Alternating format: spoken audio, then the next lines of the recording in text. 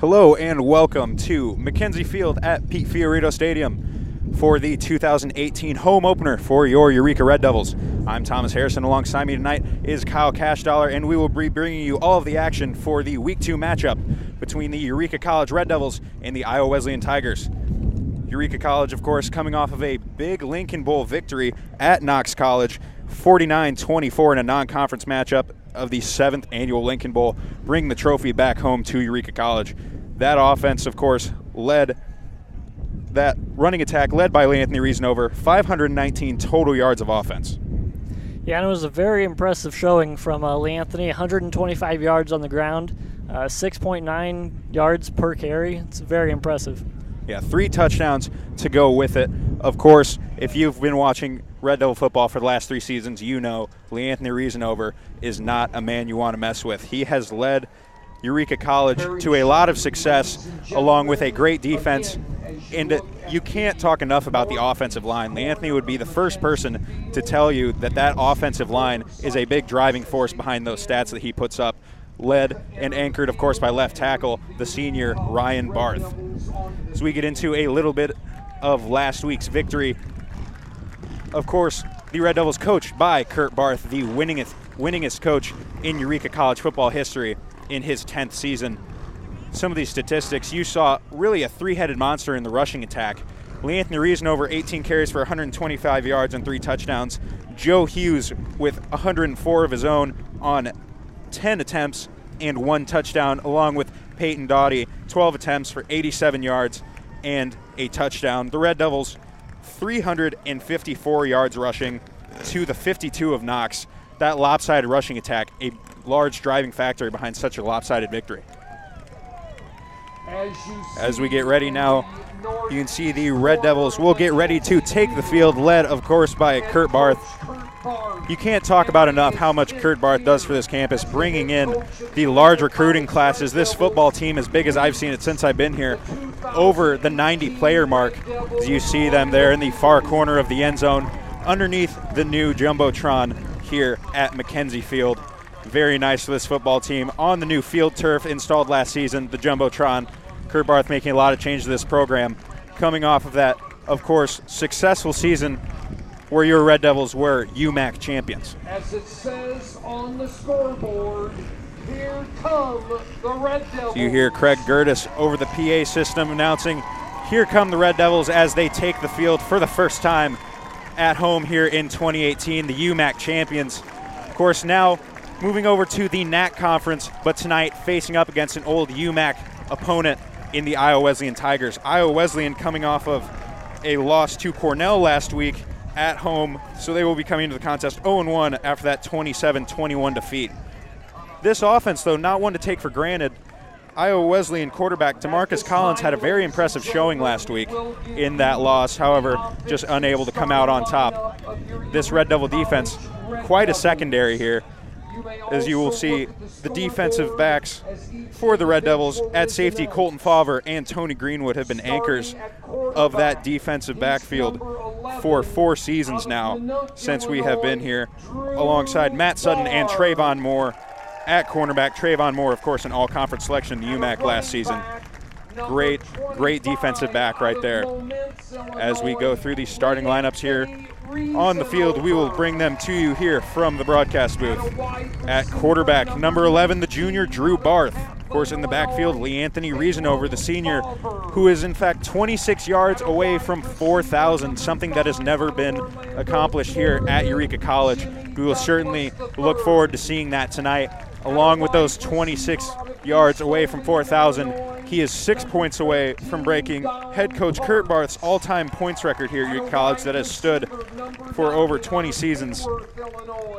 Lee Anthony Reasonover is currently sitting at 366 points to Kurt Barth's 371, so a touchdown tonight will eclipse that record. And with that, Lee Anthony has captured almost every rushing record and total offensive point record that the school has to offer. It's pretty impressive when you can break the school rushing record in just 3 years. He's got an entire another year to go, and I don't think he's going to be slowing up any. Yeah, Lee Anthony is certainly a guy. You've seen him really evolve as a running back over the last 3 seasons. You saw his freshman year, he came in just a very raw talent, and you saw Kurt Barth, what he wanted to do with that. We saw Lee Anthony game after game just shoulder the offense there, and year after year he's only gotten more impressive. Right when you think you haven't seen him do something yet, he'll go out, rush for 7 touchdowns in a game. Something that people just weren't used to seeing here at Eureka College. The football program really kind of a rebirth here under head coach Kurt Barth, certainly led by this great senior class. This team lost a very important senior class to the rebirth last season. This defense is certainly a new look defense as they lose all-time sack leader Trevor Ziebert. They lost Ray Vogel, Ross Royal, a couple of guys that were very big to this program. As now the captains take the field, heading for the coin toss. Captains Colton Favre, Lanthony Reasonover, Trayvon Moore, and Ryan Barth. So we see, just look at the roster here. You see the team on the sideline here. How many players are here? How many new faces? Coach Kurt Barth and bringing that great recruiting class, bringing in just a fantastic group of Red Devils here as we get back to the starting lineup on offense. At wide receiver, you'll see a lot of rotation here. Coach Kurt Barth likes to rotate in and out, a lot of receivers, keep guys fresh, keep the defense guessing. You get a lot of different looks from these different receivers. You will see number 19, Caleb Favre, number 5, James Douglas III, number 13, Don Parks, and number 9, Josh Kuzi. On the offensive line, we talked about anchored by all-conference selection Ryan Barth, number 54, the senior, a big part of this line for 4 years. Left guard, Dejor Bradford. Center, Corbin Hyken. Right guard, Martin Lasanis. Right tackle, Jordan Lamb, another senior on that line. Barth and Lamb anchoring down the tackle positions for the better part of 4 seasons now. On defense for the Red Devils, you have defensive ends John Jackson and McKay Skaggs. McKay Skaggs moving out to defensive end after being a defensive tackle his first few seasons here at Eureka. Of course, we talked about the graduation of Trevor Ziebert and Ray Vogel, 2 great defensive ends that this college has seen, 2 of the better defensive ends this defense has ever seen. On the interior of that defensive line, number 95, Zacharias Hall, and 72, Julius Payton. The linebacker core will feature sophomore Mason Dietrich, junior Austin Bacardi, and number 15, Cameron Lucas. We talked about those defensive backs, Matt Sutton, Trayvon Moore, Antonio Greenwood, and Colton Favre. And now, ladies and gentlemen, as you have risen, you may hear the playing and of here our national we will anthem. take a quick break for the national anthem.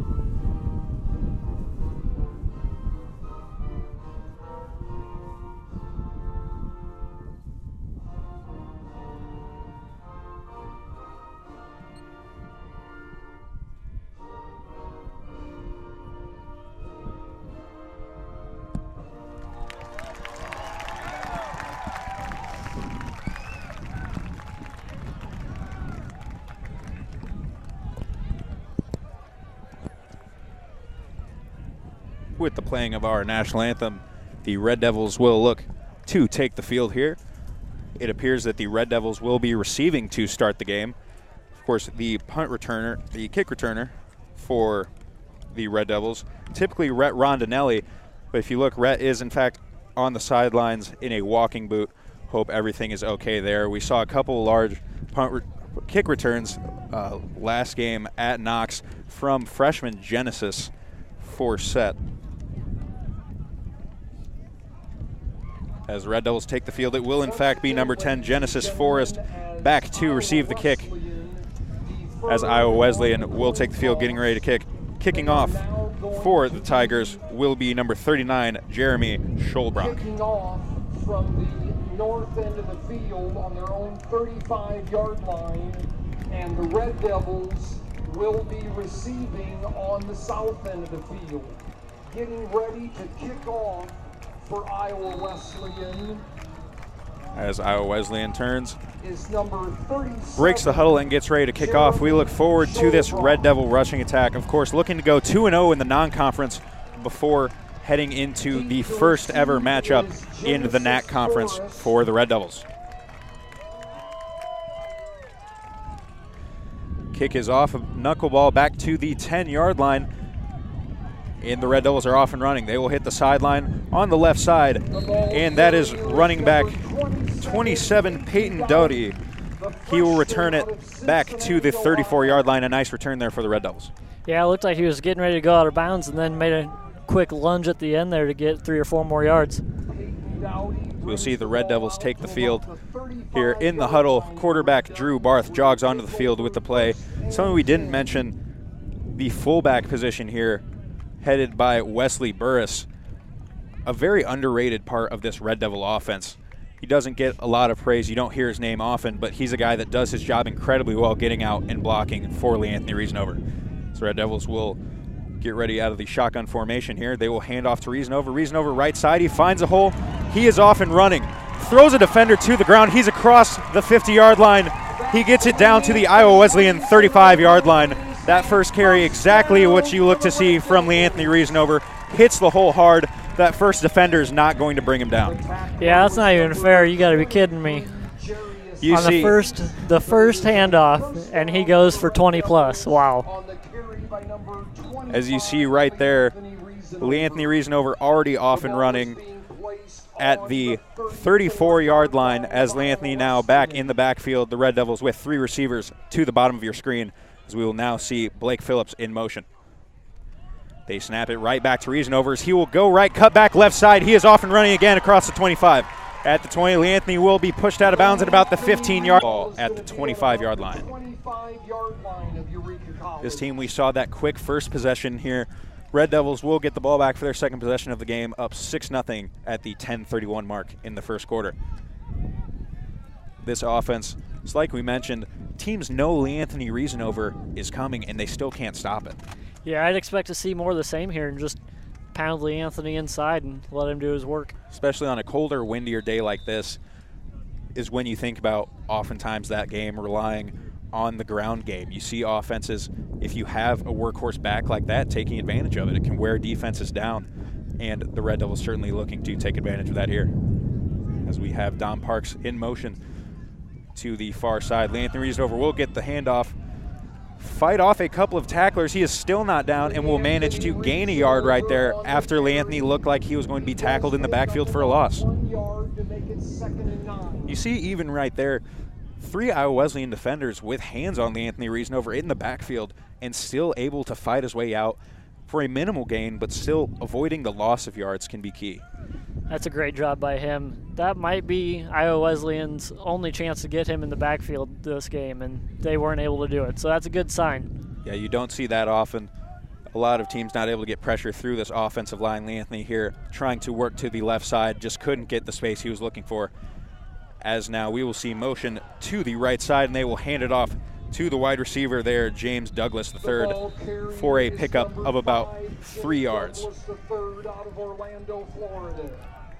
The wide receiver there, a transfer from Cornell out of Orlando, Florida, played quarterback at Cornell, but now utilized in this offense as a wide receiver, a very speedy guy there, another tool that Kurt Barth can use in this very dynamic offense.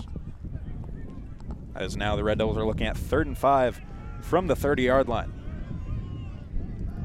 We'll see 4 wide receivers. A spread look here from the Red Devils as they will hand it off to Lee Anthony Reasonover up the middle. Tries to fight through a couple defenders. It looks like he will be just short at about the 39-yard line. It looks like the Red Devils will be facing a 4th and 1 here on their own side of the field. Here now the Red Devils calling for the punt. As a 4th and short here, pass again. McKay Skaggs with some pressure from the left side. Quarterback Collins will look to scramble, and he is shoved out of bounds by number 53 for the Red Devils, John Jackson. saw McKay Skaggs coming off the left end right there. A lot of pressure. Had the right tackle on him a little bit, unable to get the hand on Collins, but a good job of blowing up that pass play in the backfield. A nice pressure there from the senior McKay Skaggs. Past 2 plays, the Red Devils have done a great job of getting in the backfield and shutting down plays. They really haven't had a chance to do anything. Yeah, a big tackle for loss there, as now the Iowa Wesleyan Tigers will face a 3rd and 19. Under center is Collins. He'll take the snap and drop back. Looking left side here to pass. There's a wide receiver deep. Tipped up in the air and caught by Iowa Wesleyan as they will be into the Red Devil territory at the 35-yard line. Matt Sutton all over that on the coverage. Just unfortunately, the ball was tipped up in the air and caught by Iowa Wesleyan, but there is a flag back at the. We see a personal foul on Iowa Wesleyan offensive lineman, illegal hands to the face, and that one's going to hurt as the Tigers were very close to a first down there. As now the Tigers will get backed up even further to the 26-yard line. The ball is back to the 26-yard line. This will be a 3rd and very long for the Iowa Wesleyan Tigers. You see here the aggressiveness of that defensive line forcing the penalties on the Iowa Wesleyan linemen. A lot of speed on that defensive line. John Jackson, not the biggest prototypical defensive end you'll see, but great speed and great use of the hands there to try to get past the defender. The left tackle, however, and making him use the illegal hands to the face.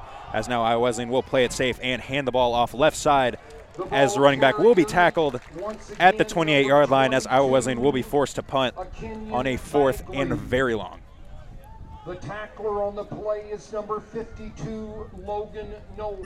The Tigers will look to punt this one away. Again, Iowa Wesleyan, it's not really worth the risk there, backed up in your own zone, trying to throw deep with such a great defensive backfield for the Red Devils. As a good punt there, as it will be fielded around the 33-yard line by James Douglas III. Not a big return there, but he will get it out to about the 37-yard line. Pretty good field possession for the Red Devils to start this drive. They're Again, in their own, on their own side of the 50, but good spot.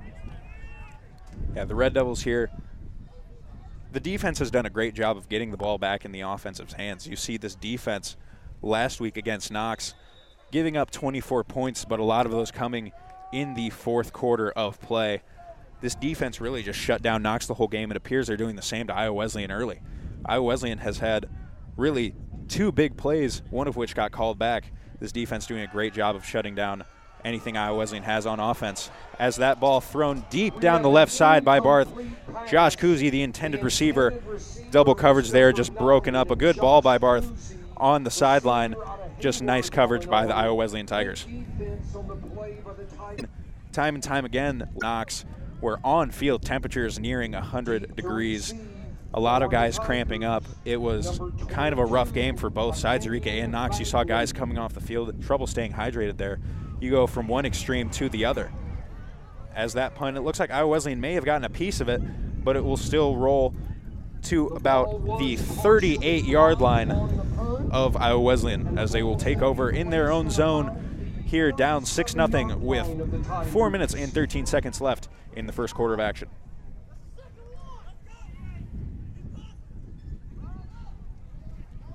Eureka defense dominant early in this contest. Will take the field. Talk about the speed. There's really not a lot left to be desired by this Eureka College defense. The defensive line, a lot of size, strength, does a good job of penetrating the pocket and shutting down the run game. These defensive backs not lacking for speed on that back end at all. We've seen guys like the safety Tony Greenwood making a huge hit over here on the near sideline to break up a pass early. As that snap, they will have a draw play for Iowa Wesleyan. As that one blown up, it appeared the ball hit the turf, but recovered by Iowa Wesleyan. Yeah, and there's just no room there at all for the Iowa Wesleyan running back. This defense is really locking it down. Yeah, you've seen the defense really plugging up any holes early. Those linebackers doing a good job of stepping up and plugging any hole that that offensive line can create. We're on the other side for the Red Devils. We saw in that first possession, the holes opened up for Anthony Reasonover were incredible. He was able to make that one cut, put his foot in the ground, and be off and running. As now the Tigers will get ready to take the snap at the 41-yard line. That snap fumbled by Collins. He will pick it up, and he will be brought down in the backfield, sacked by number 15, Cameron Lucas, the transfer linebacker, a freshman here at Eureka College. You saw that snap hit the ground, and Collins was really just forced to improvise there, and the pocket blew up immediately. As soon as that Red Devil defense saw the ball hit the ground, everyone getting into that backfield. Cameron Lucas, the first man there for the Red Devils. Yeah, any hesitation whatsoever, and Red Devil defense is just all over them. Yeah, this team's swarming. You like to hear coaches talk about they want 11 hats on the ball. This Red Devil team is just not giving them any space whatsoever. As now Collins dropped back to pass. He has trips on the left side. He steps up in the pocket, throws across his body, and that ball will come up short. Good coverage there by the senior safety, Colton Favre. That ball coming up short, even if the ball had made it there. Colton Favre right on his hip the whole way. You see him turn Tigers. It looked like the Iowa Wesleyan sideline was wanting a flag on the play there for pass interference, but there was absolutely nothing there. Even if it was, that ball was not catchable. Yeah, ball coming up way short. Again, the Red Devil defensive line forcing pressure, forcing Collins to be uncomfortable and try to leave the pocket.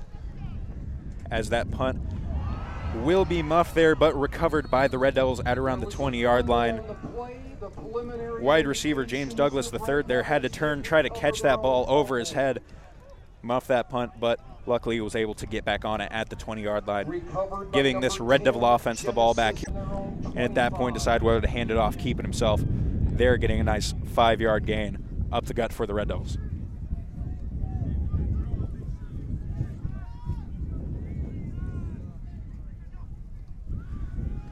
So they will snap again, kept by Barthany. Big hole as he will go flying through the right side. Stiff arms one defender.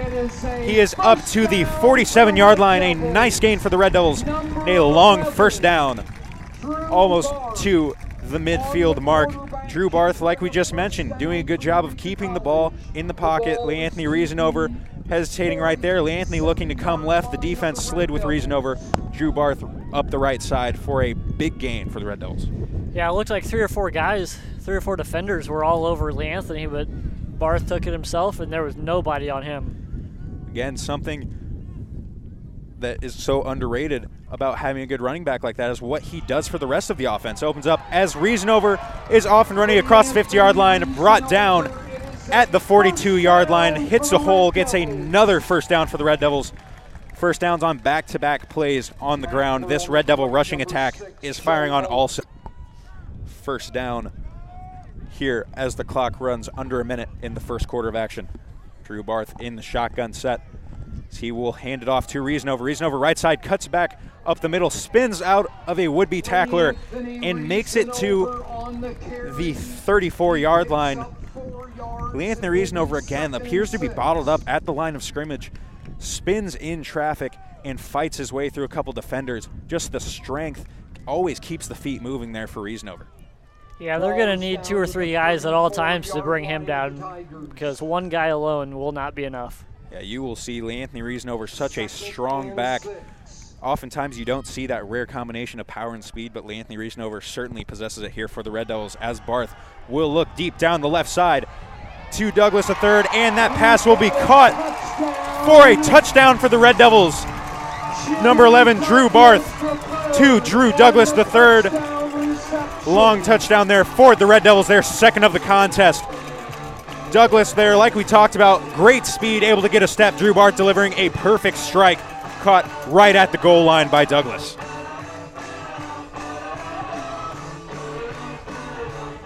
As you'll hear the Chelsea Dagger playing here for the Red Devils. As Tanner Kenny looks to kick the point after attempt.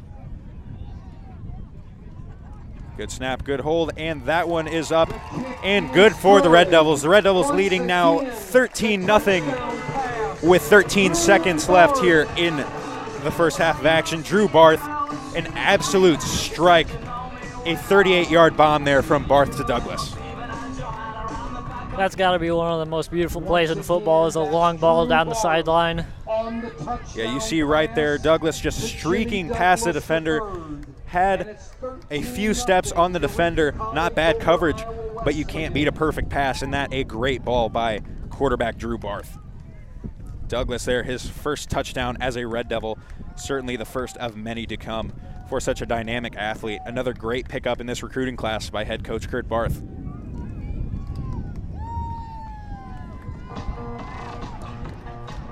Tanner Kenny takes the field again for the kickoff.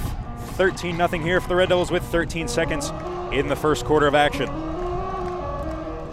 This Red Devil crowd fired up, like my partner Kyle Cashdollar mentioned. One of the more beautiful plays in football. You see that wide receiver streaking, you see the quarterback load up and just drop a dime down the sideline there.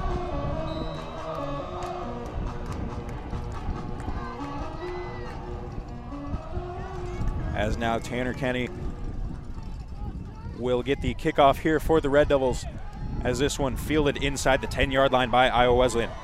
He will look to come up towards the middle and tripped up and brought down around the 30-yard line. Number 6, Joe Mosley on the return there for Iowa West. For the Red Devils, Jalen Armstrong there bringing down the carrier. See, guys just doing a great job filling their position. Of course, on the kickoff, you always hear preached guys having to stay in their lanes. You see some space opened up.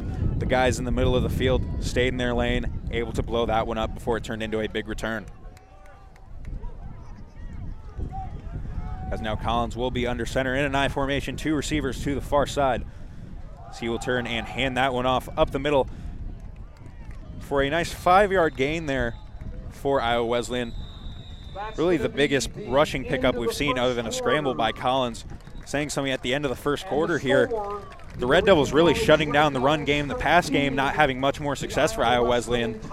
This defense for Eureka Red Devils, Iowa Wesleyan just not able to figure it out in the first quarter there. So that will come to an end 13-0 for the Red Devils in the 2018 home opener.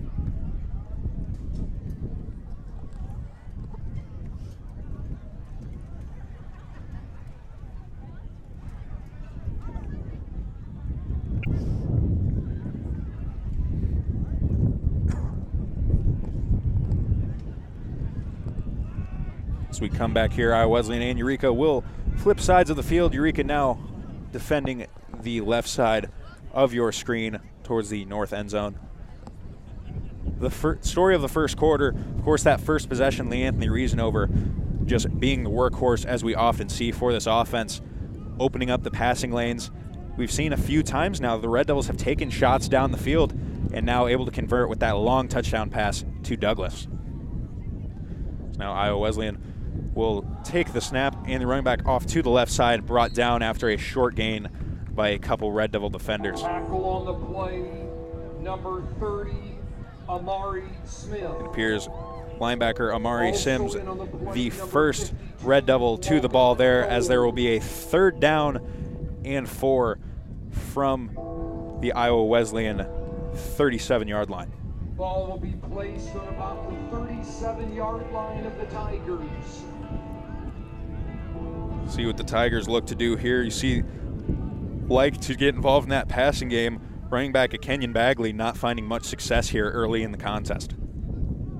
Collins will take the snap and drop back. He looks to go right side, just behind his wide receiver, number 15, Tanner Holder right there. Looked like Collins was trying to get him coming out of his break there on a little bit of an out route to the sideline, and just Iowa Wesleyan offense having very little success against a tough Red Devil defense. This is a position group that's been such a strong suit for the Red Devils in the past few seasons. We mentioned a lot of departures there from such a talented senior class last season, but this defense not skipping a beat. You see guys stepping in, freshmen, transfers, guys that maybe didn't see a lot of playing time in the past, stepping up and filling some big shoes for this Red Devil defense. Back down at the 15-yard line. Looked like that flag came in awfully late in the carry. Maybe you see a couple of wide receivers down there out in front of Reasonover. Look to see maybe a block in the back, something like that, but we will look to see the call right here when we get it.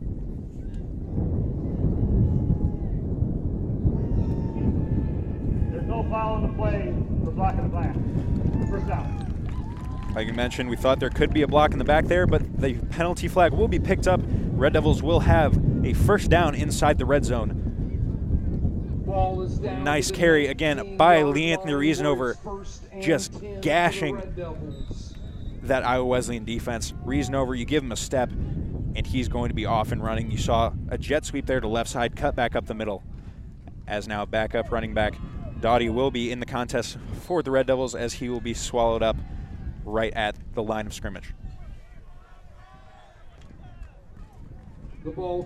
As Peyton Doughty right there. Looks like maybe a 1 yard pickup here. 2nd and 9 for the Red Devils inside the red zone. Doughty still in the contest. You see 2 wide receivers to the top of your screen. One-on-one coverage here for Favre at the bottom of the screen, as they will hand off to Doughty. He look to be swallowed up, but he will get a little bit of space and come back. He will be tackled for loss in the backfield. The Red Devils pushed out of the red zone there, back to the 24-yard line. A loss of 5 right there. Lee Burris will check out of the game. Wide receiver Blake Phillips back in for the Red Devils,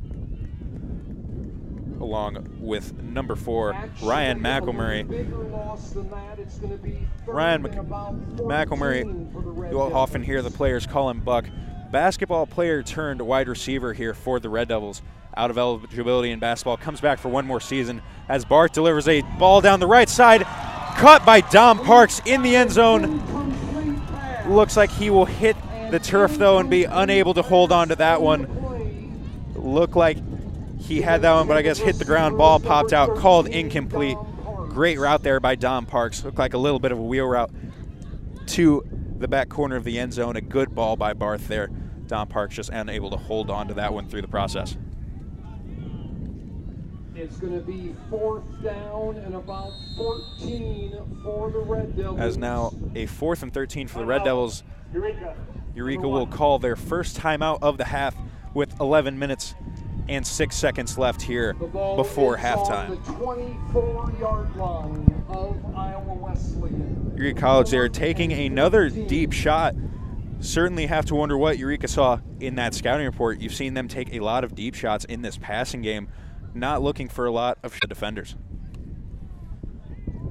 You see it appears the Red Devils field goal team will take the field here, as Tanner Kenny lines up what appears to be a 41-yard field goal attempt.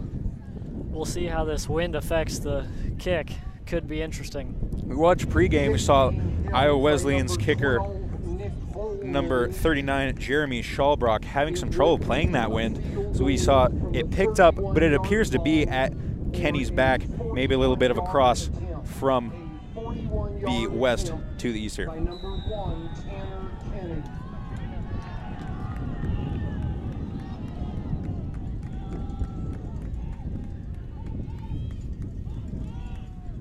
Holman will get the snap down. Kenny's kick is up,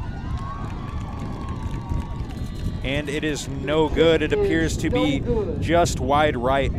Again, you have to think that wind definitely played a factor there. So we mentioned the wind, a bit of a cross breeze at his back, but pushing that kick just off to the right side. As now, this wind playing a factor.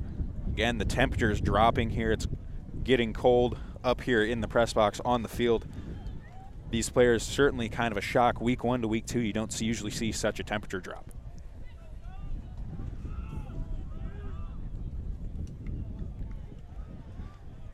Iowa Wesleyan looks to take the field here. This Red Devil defense looking to do much of the same, as Iowa Wesleyan has had little to no success on the offensive side of the ball thus far. So they'll have 2 receivers to the top of the screen. Quarterback DeMarcus Collins under center.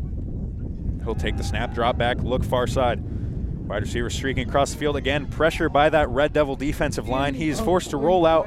The pass incomplete for the Tigers. Just these defensive backs for Eureka really locking down those wide receivers, giving the defensive line time. That one away. Collins appears to have the ability to scramble if need be, but the Red Devils are doing a good job of containing him there, forcing that throwaway. It'll be 2nd and 10 for the Tigers from the 23-yard line. Again, 3 wide receivers for the Tigers in an I formation here. So they will hand off to the fullback now, but he is quickly swallowed up by that Red Devil defensive line. It appeared number 52, pardon me, number 53, John Jackson appeared to be the first one there for the Red Devils. Breathing room right there. As you see, Iowa looking to change it up, trying to go up the gut there with the fullback on a quick handoff, but that one was blown up before it even started. Now another 3rd and long here for Iowa Wesleyan, a 3rd and 9. So we'll see 3 wide receivers as Eureka College looks to man up defensively here. Collins dropping back. He will look for down the field on the right side. A nice catch there for Iowa Wesleyan, as that will be a first down at around the 49-yard line.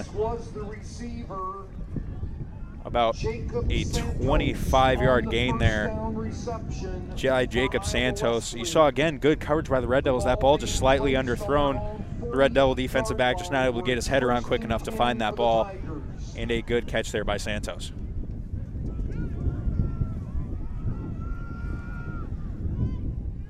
One of the rare first downs for the Tigers in this first half.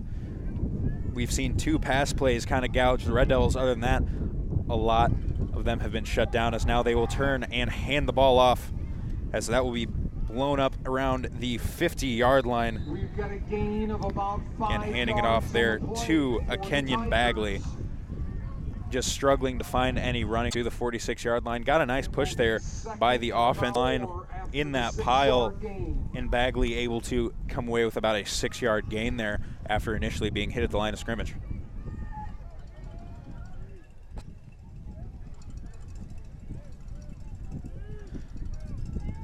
Collins now will be under center. He will take the snap, and he will fake the handoff, a little bit of an option there to the fullback, and he will be run out of bounds at about the 47-yard line.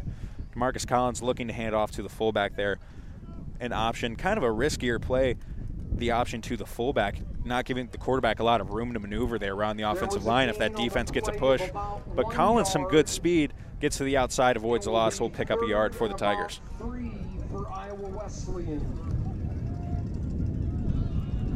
3rd and 3 now for Iowa Wesleyan, able to convert a 3rd down earlier in the possession, as now the Red Devils will once again man up in the defensive secondary. Collins drops back to pass. He looks for a deep ball down the right side again. This ball out of the reach of Santos. Incomplete pass, but there is a penalty flag thrown near the spot of the incompletion. We will look to see the call here from the officials. Would appear to be here on the Red Devil secondary. We will get the official call here for you soon.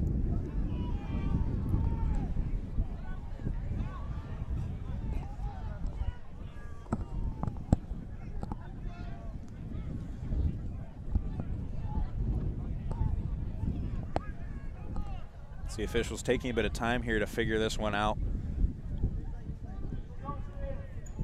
There are 2 fouls on the play, both on the defense.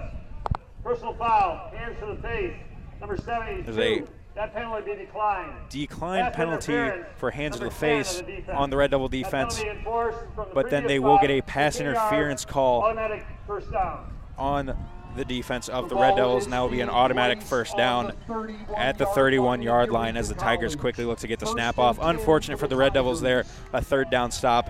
That one caught around the 6-yard line by Jacob Santos. Once again, Santos really appears to be the biggest threat on this Iowa Wesleyan passing attack.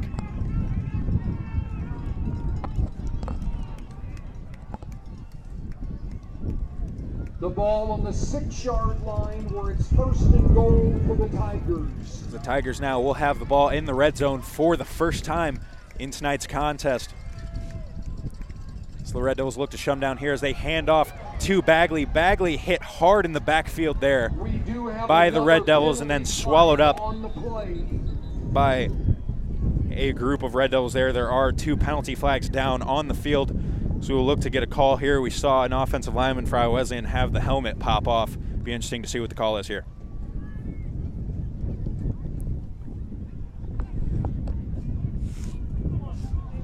Personal foul, hands to the face, number 72. Half of this to the goal. A personal foul, hands to the face Remain in the game due to the foul. on the Eureka Red Devils. That will be half the distance to the goal.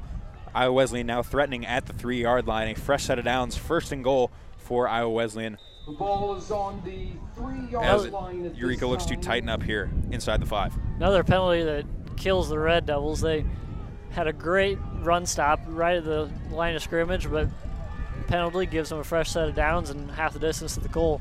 Now we'll see Collins in the shotgun set, rare for this Iowa Wesleyan squad, as he will look to roll out left, trying to find an open receiver, but again pressured, and he will fall down at the 13-yard line. A quarterback sack by number That sack will be 35. credited to number 35, Austin McCarty, a two-sport Austin athlete for the Red McCarty Devils. on the quarterback Very sack, athletic, a dynamic number linebacker, 35. seeing a lot more time this season, but forcing pressure. We saw Collins looking to roll left side. Illinois. That defense locking the wide receivers down in the end zone. Collins forced to scramble and push down at about the 12-yard line. On the 12-yard line. So defense bouncing back there after that penalty. We talked about a few penalties that have kind of hurt the Red Devils here.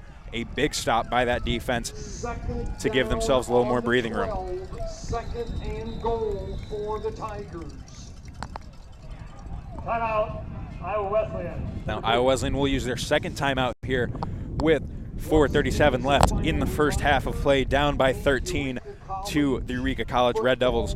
This really an opportunity Iowa Wesleyan can't afford to lose here. You've seen this defense shutting down everything. Iowa Wesleyan finally putting together a drive on offense that looks like it could result in a score here for them, but Eureka again tightening up in the red zone and making a big stop there. Austin McCarty coming up with a sack.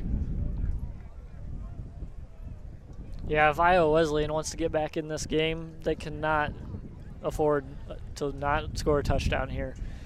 That would have to be devastating for them.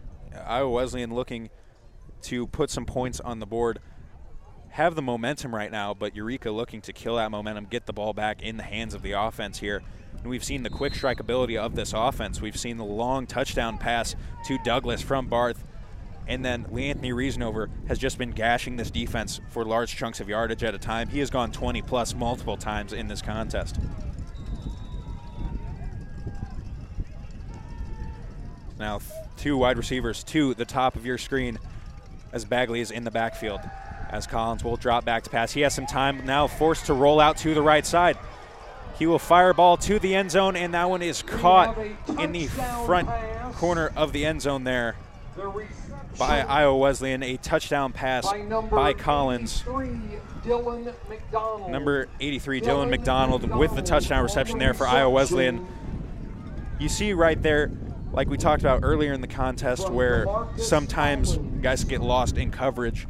The more a quarterback is forced to scramble. Not really lost in coverage there for the Red Devils, but just enough separation. Collins delivering a nice ball on the run to the corner of the end zone to get Iowa Wesleyan on the board. Yeah, early on, there was great coverage in the end zone. Defensive line was able to almost get to him, but you see, it's just bound to happen when you have that much time. As the Red Devils put some pressure on the extra point attempt, and it will be no good. Wide left for the Tigers, as now the Red Devils still maintain a 7-point lead, up 13-6 here with 4:28 left in the first half of action. Talk about that touchdown pass. The defensive line, again, at first the secondary giving the defensive line time to get to the ball. The defensive line does their job, gets some pressure, but Collins just delivering a good ball right there on the run. Collins has not had time in the pocket hardly ever for the Tigers so far throughout this contest. Good job there defensively, just a nice offensive possession there. A couple unfortunate penalties though, like we saw the Tigers extending the drive with a Red Devil penalty, a big pass interference call there on a 3rd down, leading to that Iowa Wesleyan score.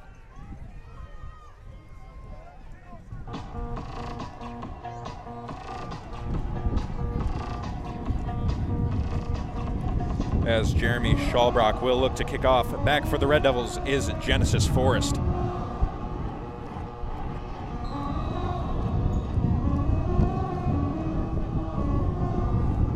So the wind once again seems to be picking up. Certainly looked like it might have had an effect on that extra point, along with some pressure by the Red Devils. but the temperature's dropping quickly here at McKenzie Field as we are under 5 minutes left in the first half of action. Schallbach's kick doesn't make it to the back line, but it will be picked up at around the 16-yard line for the Red Devils. So now they are off and running. You see flags flying everywhere on the far side of the field as that return by number 89. The return there about to the 31. But like we talked about, laundry all over the field there on the far side as the officials will meet here to discuss the penalty. It appears the Red Devils are backing up into their own zone, possibly a hold here. It was a pretty clean first quarter for both sides, but it seems lately it's just been penalties almost every play. Yeah, certainly something that Coach Kurt Barth is going to look to discuss with his team at halftime is cleaning up these penalties. We talked about that penalty extending the drive for Iowa Wesleyan, leading to the touchdown, something you can't really afford to happen. Here we have a block in the back on the Red Devils. We'll push them inside their own 20 to the 11-yard line. We'll see if they can put some 4-minute offense together and march down the field and get another touchdown before the first half ends. So we see two wide receivers, Josh Kuzi and Dom Parks, to the bottom of your screen, and one to the far side as Anthony Reasonover in the backfield with Drew Barth. So they will hand this one off to Reasonover. He looks to go up the middle, spins through a tackle, and drags the defender for about a yard there. Again, another play where it looked like Anthony Reasonover should have been blown up in the backfield, but the strength, keeping the feet moving, he just drives for a short gain there for the Red Devils. And how many times can we say it? It's just ridiculous seeing him not be able to, not going down with only one defender on him. Exactly, an arm tackle's not going to bring down Reasonover. Very rarely you're going to find a defender just much stronger than Reasonover. See that strong lower body as he will take the handoff here left side. He hits a bit of a hole and then brought down on the play by Iowa Wesleyan defensive tackle Onius Herr. Number 18, Austin Ferguson. So now the Red Devils will face a 3rd and long from their own 13-yard line. The Red Devils looking to get a little bit of breathing room here. Even if you're forced to punt, you don't want your punter back with his heels on the goal line. As now 4 wide receivers for the Red Devils, trips to the bottom side of your screen. So now Barth will get the snap. He will pass it to Dom Parks, who comes up with the reception at the 25-yard line. A big 3rd down conversion there for the Red Devils to the 25, giving themselves some breathing room as the clock will stop at 2:57 while they reset the sticks. Great ball there to Dom Parks. Dom Parks finding the soft spot in the coverage and settling down right there. So now the Red Devils will look to move quickly. Again, 4 wide receivers. As now the read option, they will hand it off to Reasonover. The Iowa Wesleyan defensive line on this possession has appeared to have figured some things out. They have been really plugging up the holes in the middle of the field for the Red Devils. Ball carrier number 25. It'll be interesting to see the play calling here with about 2.5 minutes left, if they'll start airing it out a little bit more or if they'll keep grounding and pounding with Lee Anthony. As you see, Lee Anthony now checks out of the game. 2 yards, it will be 2nd and 8. As now running back number 43 for the Red Devils, that is Joe Hughes, picking up over 100 yards on the ground last week's contest against Knox College. They will hand it off to him. He will get a short gain of about 2 there for the Red Devils to about the 28-yard line. It will be another 3rd and long for the Red Devils. 2 yards, making it 3rd and 7. It's Coach Kurt Barth playing it fairly conservatively here. Saw 4 minutes backed up at your own 11. You don't want to take too many shots and be forced to give the ball back up to Iowa Wesleyan, looking like they're trying to run some time down here at the end of the half. The wind might be playing a little bit of part of that. As now Barth drops back to pass. He is forced to scramble out right side. Barth looks to set his feet. He finds open wide receiver right there to Caleb Favre. Looks like a late hit coming in there. Probably be the penalty. As we see Favre getting that pass. Caleb Favre catching another big 3rd down conversion here for the Red Devils. That pass completed to the 46-yard line. You saw he caught it on his knees. Of course, in college, once the knee hits the ground, you are down. But the Iowa Wesleyan defenders coming in, laying a bit of a hit on him, and then once he stood up, again, another hit delivered to him. And that a big penalty, tacking 15 yards onto the end of that gain. Iowa Wesleyan, something they really couldn't afford in this situation here. The minute 26, putting the Red Devils within striking distance at the 39-yard line. Yeah, and that opens up all the options for the Red Devil offense. They can do anything they want here now. As now Riesenover with the ball to the left side, he will put his head down and push through some defenders with about a 5-yard gain to the 35-yard line as the clock will tick here at 1 minute 10. The clock running here for the Red Devils, looking to work fairly quickly here as a couple of wide receivers will check into the game as we see Douglas and Kuzi head to the sideline. So we see Favre to the top of your screen with Blake Phillips, Ryan McElmurray, and Dom Parks here in trips to the bottom of your screen. Barth will take the snap, drop back to pass. He looks deep. He will check down to Anthony Riesenover, who will look to get to the sideline here. Smart play there by Anthony Riesenover as he will get the ball to the 30-yard line. You see the awareness right there by Riesenover. Instead of trying to turn that ball up and run the clock down, force the Red Devils to use another timeout. Anthony Riesenover getting to the sideline, getting out of bounds, stopping that clock for the Red Devils. Yeah, that's a great job. They got 37 seconds left, but they still have 2 timeouts that they can use, so they really have all the time they need. Yeah, Barth there, a good job on the check down, not wanting to force something there with this drive. In some great motion here as Riesenover now will look to bounce out to the outside as he again will get out of bounds around the 30-yard line. Lee Anthony not taking the loss once again. No gain right there, but getting out of bounds, stopping the clock. Like you mentioned, Kyle, under 30 seconds here, 2 timeouts. The Red Devils here looking for a 3rd and short conversion here at the 31-yard line. About 2 yards shy of a first down, as there was a loss of about 1 yard. About 2 yards short here for the Red Devils with 26 seconds left. Now quarterback Drew Barth will be under center. He hands it off to Lee Anthony. Lee Anthony left side. He will put his head down and get the first down across the Red Devil 30. He is at the 27. A first down for the Red Devils, and Coach Kurt Barth will call a timeout with 23 seconds left here. The Red Devils, again, in striking distance at the 27-yard line. We've seen a couple deep balls from Barth there. Lee Anthony has been gashing this defense. Iowa Wesleyan doing a little bit better job here in the second quarter of containing Riesenover, but still Riesenover, just the awareness he had, we saw on that play on the check down. Barth not forcing it, getting it to Riesenover, picking up what you can, getting out of bounds. Just a smart play there by the senior running back. Yeah, and there was no doubt who was getting the ball on that 4th and short. Exactly. The defense knows it's coming, and it's still tough to stop. This offensive line getting the push there. Lee Anthony Riesenover, we talked about the speed, but also the power, that strong lower half that you see, able to drive, keep the feet moving, and get through some would-be tacklers. Get what yards you can, call a timeout, and the Red Devils will have a fresh set of downs here with 23 seconds left on the clock. 1 timeout remaining at the 26-yard line.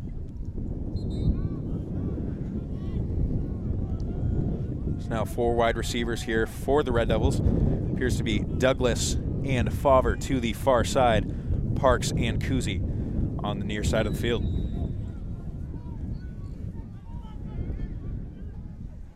Now Barth calling out some signals at the line. He will take the snap, some pressure by Iowa Wesleyan. He will float one to the backside of the end zone. It appeared to be pass interference on Iowa Wesleyan. That ball slightly underthrown. Parks forced to turn back and look for the ball. Appeared to just be kind of mowed over there by the Iowa Wesleyan defensive back. Looked like they certainly got away with one there. Would have been a big penalty against Iowa Wesleyan, giving the Red Devils a nice pickup, but instead that will be an incomplete pass. The Red Devils 2nd and 10 from the 27-yard line now, 15 seconds left on the clock. Interesting to see how the Red Devils play this here. You see taking a shot at the end zone here. Certainly think we would see a little bit of the same. As now Barth takes a snap. Again, pressure, look to set up the screen to Riesenover. Riesenover up the left side. He will get out of bounds, stopping the clock at about the 20-yard line. Again, you have 1 timeout left, 9 seconds here. Interesting to see if the Red Devils maybe try to center this one up, get a field goal, or time to realistically probably take 2 shots here at the end zone if you do it quickly. Yeah, they're going to have to be quick if they take 2 shots. That might be what they opt for with this wind. Don't want to take any chances kicking the ball, and they got a great offense, so we could see that. Yeah, you see here that one timeout could be key here, but once again, they've got to be quick about it. Certainly can't waste any time here, as we will see trips right with one lone wide receiver at the top side of your screen. As it appears, Iowa Wesleyan calls a timeout right before the ball is snapped. Certainly getting the defensive strategy down here. As you see, Dom Parks appears to be a little upset. Have to think maybe he was going to take another deep shot. Dom Parks, a major threat on the outside. Great hands, great speed for this Red Devil team. We have seen in the past seasons a guy that can really turn on the burners and get past the secondary. So at 9 seconds left here, the Red Devils up 13-6, within striking distance of the end zone. I think maybe take 2 shots at the end zone here. Like we said, if you play it right, you could maybe try to center this one up, kick a field goal. But you would have to think the Red Devils would love to hit the 20-point mark here before halftime. No doubt about it. I'd say if the Red Devils can get a decent chunk of yards here, they'll probably go for it with a few seconds left. If not, you might see the kicking team come out. It's interesting to see how you play here, because like we mentioned, you take 2 shots at the end zone, but with the field goal, you could make it a 2-score game here. Could be tough. Again, the wind playing a major factor, making the kicking game tough for both sides in the contest. We've seen a missed extra point here from Iowa Wesleyan. We saw a missed kick earlier where the wind certainly played a factor there, as now Barth will come out in the same formation. He will take the snap. It appears he is looking to get to the sideline. Dom Parks, that ball just a little bit behind him, unable to corral that one around the 10-yard line. It'll be incomplete. 4 seconds left here now. Appears the kicking team will take the field for the Red Devils. You saw right there, it looked like the Red Devils trying to pick up a chunky yardage, get down to where they were inside the 10, take that shot at the end zone. Now the Red Devils will come out. Tanner Kenny looking to attempt a 39-yard field goal from the left hash. 30-yard line, making it a 40-yard field goal attempt for Tanner Kenny. This one, Tanner lines up Nick Holman, backup quarterback, the holder here for the 40-yard field goal. The snap is down, the kick is up, and that one will go. A nice kick there from Kenny. This win certainly much better on the left hash than it was on the right for him before. Great job again, Tanner Kenny, a big threat for this Red Devil team on special teams as the clock ticks down. Running into the kicker on the defense. That penalty declined. As we will get a penalty flag there. The score is good. The half is over. That penalty, of course, declined there. Coach Kurt Barth declining the penalty. Eureka College will head into half with a 10-point lead, 16-6. Big kick there by Tanner Kenny, making this a 2-possession game where it's a low-scoring affair. Some, of course, assumed this high-powered offense for Eureka could be a high-scoring contest, but with this weather, Eureka College not able to put up a big point total. However, getting that 2-possession lead big heading into half. As we will take a quick break and be back with you before the second half of action.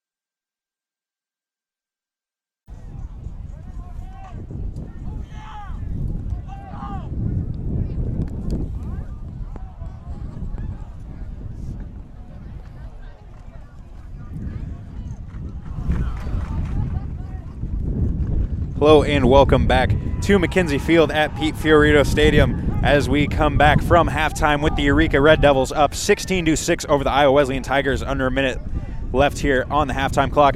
Once again, I'm Thomas Harrison. Alongside me tonight is Kyle Cashdollar. We got a call from Eureka College alumni and football great Trevor Siebert at halftime. Great to hear from him. He informed us that there were some issues with the live stream. We'd like to apologize for any issues you were seeing. We were trying to get those fixed on our end. Thanks for sticking with us here on the Eureka Red Devil live stream. For up-to-the-moment stats, also please check out eurekareddevils.com where you will find a link to the football game and the live stats.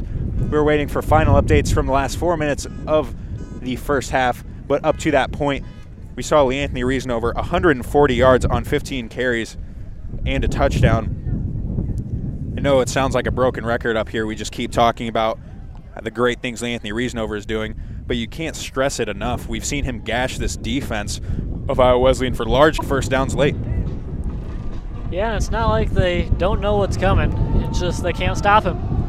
It's certainly hard to stop somebody like that. This offensive line doing a great job here as both teams will take the field. Tanner Kenny, of course, giving the Red Devils that 10-point lead going into the half with a career-long 40-yard field goal attempt with the wind, a tough kick from the left hash. Great job there by Tanner Kenny. So now he will tee the ball up at the 35-yard line, have the wind at his back here as he will look to kick it deep to Iowa Wesleyan kick returners Stafford Lewis and Ryan Harrison. So that kick will be caught at about the 5-yard line as Harrison will look to work back towards the middle as he finds a little bit of a running lane there. Looks like he got tripped up by a few of his own blockers there. A big return there. He will get it back to the 33-yard line. A nice return there from the Iowa Wesleyan Tigers in the first half. Until that last possession, we saw a couple big penalties that extended that drive for Iowa Wesleyan. Certainly looking to clean that up here as we get the second half of action started. Be 1st and 10 for the Tigers from the 33-yard line. Collins will take the snap and hand it off. Actually, there will be play action as he will roll out to the right side. Had us faked out up here, up in the booth. That pass short. Again, forced to roll out. The play action, a good look. Looks like it drew the defensive line, but a little bit of containment there on the outside from number 53, John Jackson. Collins just not having a lot of time in the pocket. We've seen he can be deadly when he has that time, letting his wide receivers run all the way through their routes. But again, it seems like for this Red Devil defense, the line is giving pressure. The defensive backs have locked up the wide receivers. Iowa Wesleyan really struggling here in the passing game. Yeah, they've been tenacious, and here to start the second half, we see more of the same. As that handoff to Bagley, he will find a little bit of room and squirt through the offensive line to the 40. About a 5-yard pickup there for Iowa Wesleyan as we see somebody, Julius Payton there, making the tackle, a defensive lineman that has really stepped up here. We talked about the departure of guys like Trevor Siebert and Ray Vogel. Defensive tackle McKay Skaggs sliding out to defensive end now, and Julius Payton stepping up in that defensive tackle spot, doing a great job through the first 2 weeks of the season. At this time, Andrea Jackson, please report. The trainers tend to the injured Iowa Wesleyan Tiger. Talk about that first half of action. Again, not complete stats for you. We still have not been able to get an update. Actually, now we have been updated. The official final first half stats, Leanthony Reasanover had 18 carries for 149 yards, averaging 8.3 a carry. Just a monstrous number there with a touchdown. Drew Barth, the quarterback, adding 3 rushes for 38 himself. And we see with the receptions, Matt Sutton appeared to have a 34-yard touchdown catch. It appeared they might have miscredited that. It was actually James Douglas III with that catch, but they might have mistaken that one there in the stat column online. So Douglas with a 34-yard touchdown reception, Caleb Favre with a 17-yard grab, Dom Parks with a 12-yard reception, and Leanthony adding 2 catches for 4 yards there.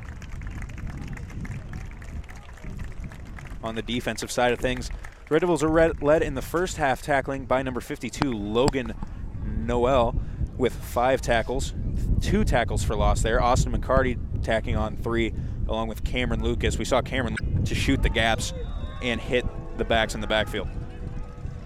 As now 3rd down and 4 for the Iowa Wesleyan Tigers. Eureka looking to come up with a big 4th down stop. As Collins will drop back to pass. He looks to the right side, and they will get a 1st down by just a yard, 45. A big hit there would appear by Trayvon Moore there, but not before the Iowa Wesleyan Tigers are able to secure a 1st down. Iowa having a little bit more success converting those 3rd downs here as of late. The offense just seemed very stagnant early in that first half. So you see now a man in motion from left to right. Number 83 will now be in the slot for the Tigers on the right side. 3 wide receivers. As now Bagley will get another carry up the middle. That one blown up. About 4 Red Devils there. The defensive line just meeting at the ball carrier and bringing him down in the backfield there. For the Red Devils, a loss of 1. And there's still no room up the middle for that running game, so they're going to have to figure something else out. A sophomore Mason Diedrich there, the first head on the ball. But that defensive line, you see him hyped up right now. A play like that can really get things going for that defensive line. Everyone just meeting at the ball, trying to run up the gut, and the Red Devils continuing to shut that down, not giving them an opportunity.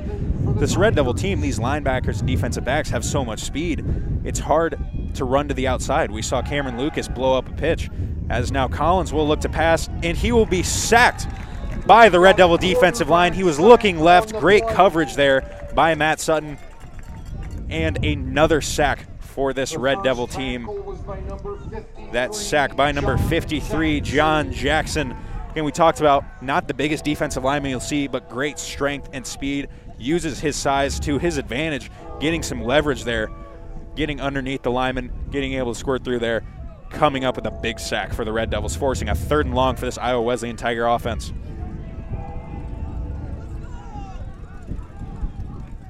Collins will drop back to pass, and it will be a draw play up the middle to Bagley. And Cameron Lucas, the first man to the ball there, as they will be brought down right along the line of scrimmage. You believe they were going for the pass, of course, on 3rd and long. A little bit of a draw play up the middle, but Cameron Lucas stayed at home, covered his man, and was able to get to the ball carrier. The sophomore from Urbana, Illinois. Assist on the tackle by Zachariah Hall, another one of those defensive tackles for the Red Devils, combining with Julius there on the inside, being quite the force for the Red Devils here thus far throughout the contest. As that punt is up and away, it will be fair caught around the 26-yard line there by Genesis Forrest. Smart play there, not wanting to test it. The freshman cornerback handling the punts. Great speed, as we've seen him able to unleash that speed a couple times on kick and punt returns. But right there, good coverage by Iowa Wesleyan. Not the longest punt, but the Red Devils securing that one. They will get their first possession of the second half at the 26-yard line.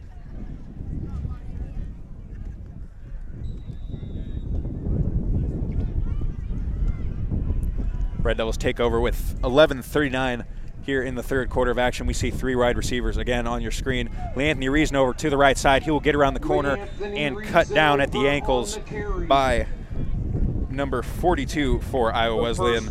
Right there, he will be tackled at about the 29-yard line. Marco Ventura right there, able to lower the shoulder pads and look like just clip Reason over in the shin, bringing him down. Anthony had a hole open up there, and he shot through. Got about a 3-yard gain there, but Ventura doing a nice job of cutting him down before that could turn into a big gain.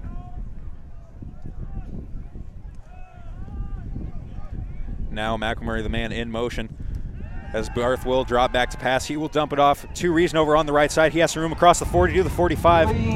He will be dropped out of bounds at the 47-yard line after a 1st down by the Eureka Red Devils. Yeah, I don't know about you, but I'd say it's not a very good idea to give Lee Anthony all that room. There was absolutely no defender anywhere near him out in the flat.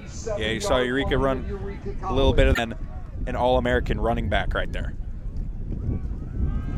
As now Doughty into the game, he will pick up about 5 yards to the 48-yard line. He will cross midfield there for the Red Devils. As we talked about, Barth looking down the field, nothing developing. You talked about, Kyle, very clean from both sides. Lately, the Red Devils have struggled with some penalties late in the second half, a penalty extending the Wesleyan drive, allowing them to score, and now a first down they've taken away from themselves. Yeah, penalties are killers.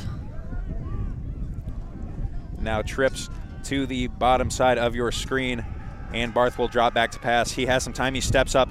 Once again, checks down to Reasonover. Nice catch by Reasonover as he will make a few man miss, go over the top of an Iowa Wesleyan defender, and he will get a first down.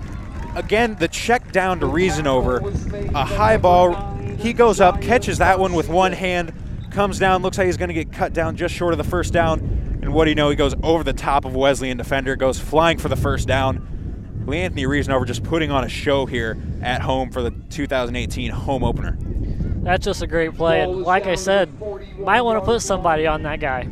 Yeah, again, this Wesleyan team, see nobody really covering the flat here, giving him some room to work with, as that one handed off to number 43, Joe Hughes, as he is able to pick up a couple now to the 40-yard line of Iowa Wesleyan. You talked about, Kyle, they have just left him open in the flat. We know you want to get that coverage deep, but this is an All-American running back you're leaving wide open time and time again, and he's hurt them several times now just on that little check down. 2nd and 9 for the Red Devils. 2nd and 9 here as Joe Hughes will remain in the game at running back. Play action by Barth. Nice curl route to the outside by Caleb Favre. Nobody within about 7 yards of him, and then he will lower the shoulder and truck an Iowa Wesleyan defender down to the 20-yard line. Some physicality there by Caleb Favre. Just sat down, had nobody within about 6-7 yards of him there. A little short of the first down marker, able to run when it looked like he was going to get forced out of bounds, lowered the shoulder and got his way to the 20-yard line. 20-yard line as Hughes remains in the game at running back here. We see Favre now on the bottom side of your screen. They will hand off to Hughes. He makes a few cuts. Number 43, Hughes on the depth chart may be listed as the third string running back, but really a three-headed monster in the rushing attack for this Red Devil squad. Absolutely. All three running backs have done a great job tonight. I know they did last week. It'll be exciting going forward. Interesting to see. We talk about teams' game plan for Reasonover when they look at this offense. Reasonover checks out of the game and they think, okay, maybe now, not that you get a bit of a break, but more of a passing option. Well, these two running backs in Hughes and Doughty, just great backs themselves. Each almost, Hughes did go over 100 yards. Doughty came close last week at Knox. Plug in any one of them, you're going to have success. As a sweep to the right side, Anthony Reasonover will get the ball to the 16-yard line. It'll be a 3rd and 6 for the Red Devils here in the red zone. We've seen Red Devils having quite a bit of success here on 3rd down. Even the down and distance here, we've seen the checkdowns to Reasonover, finding some soft spots in coverage. Barth has put a few great balls here today to his wide receivers. We've seen a lot of deep shots here on this possession. We've seen guys not really taking the deep shots, but just running some shorter routes, and the Red Devils having some success. As now, once again, they swing it out to Reasonover. One man on him. He will almost get past the defender, but he is tackled by the ankles at the 15-yard line. Again, you see Reasonover was open, but this time Iowa Wesleyan had a little bit more of an eye on him, coming down and cutting him down for a 1-yard gain. But it looks like the Red Devils will keep the offense in here for 4th down and 5 from the 15-yard line. A little bit more aggressive. We saw early in that first half, sometimes you have to play a little bit more conservatively to get that 2-score lead. But right here, we will see 3 wide receivers, Reasonover in the backfield. See play action to Reasonover. Barth rolls out right. He will find Dom Parks inside the 10-yard line for a Red Devil first down.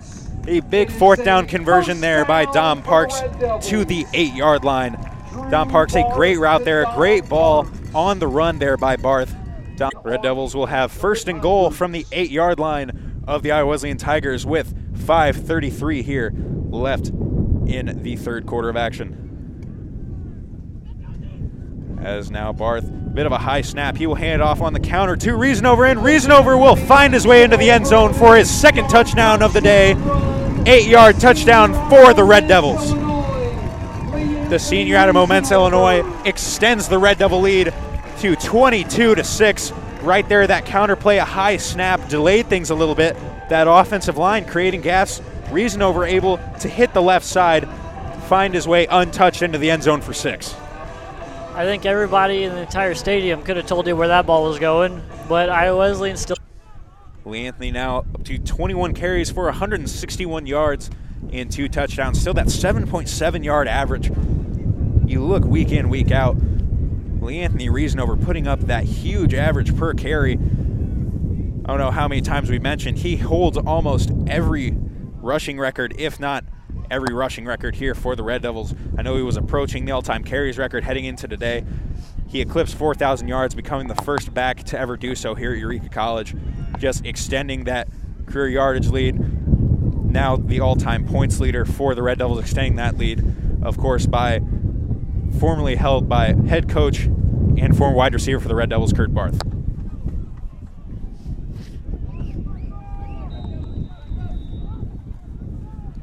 As Tanner Kenny will tee it up at 35, get ready to kick off. The Red Devils up 22-6 here with 5:20 left in the third quarter as the ball blows off the tee. Certainly pretty windy up here in the booth. You have to think, obviously, the ball blowing off the tee, the wind pretty extreme there down at field level. Temperatures still dropping. The ball comes off the tee again one more time. Of course, they'll be forced to see the holder. But Tanner Kenny, who talked, kick deep to the right side, picked up at about the 7-yard line as he will look to the right side. Great coverage there by the Red Devils as he will be brought down at about the 7-yard line. Joe Mosley brought down by number 89 of the Red Devils.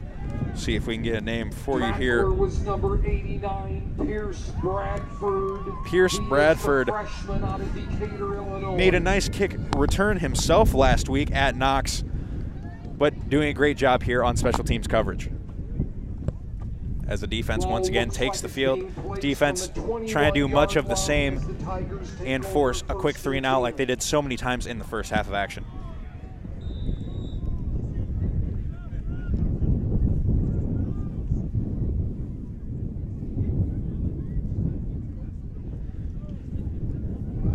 As Bagley will get the carry here, swallowed up. Appears he possibly lost a yard right there, bringing up a 2nd and 11. Bagley not finding much room. Iowa Wesleyan continuing to try to run up the middle, finding no success time and time again.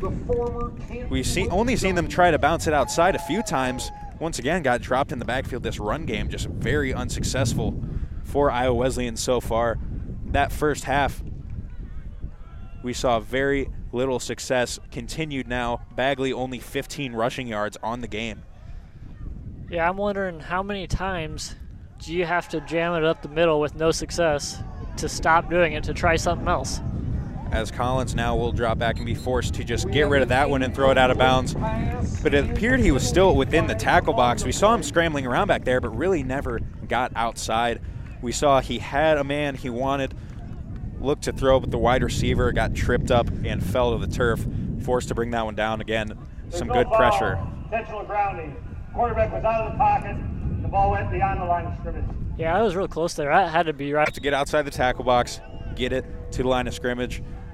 But that one, like you said, borderline call. Either way, it will be a 3rd and long, about a 3rd and 11 here for Iowa Wesleyan from their own 20-yard line.